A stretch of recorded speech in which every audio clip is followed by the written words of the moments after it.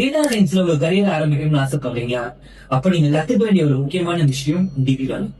இது வரைக்கும் ஏஐனாலே ஒரு மாடல டேட்டா மூலமா ட்ரெயின் பண்றதுன்னு சொல்லிட்டு நீங்க கேள்விப்பட்டிருக்கீங்க.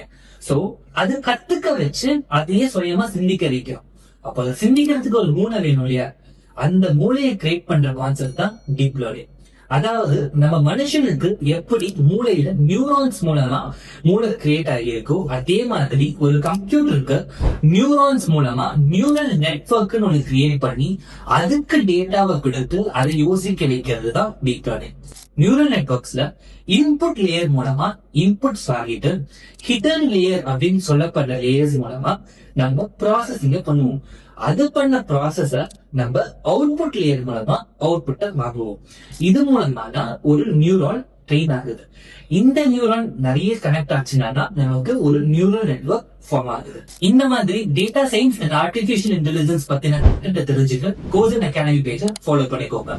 இந்த நியூரல் நெட்வொர்க்ஸை பத்தி அதிகமான கண்டென்ட் தேவைப்பட்டுச்சுன்னா நியூரல் சொல்லிட்டு கமெண்ட்ஸ்ல டைப் பண்ணுங்க. உங்களுக்கான வீடியோ உங்க டிஎம்க்கு சென்ட் பண்ணப்படும்.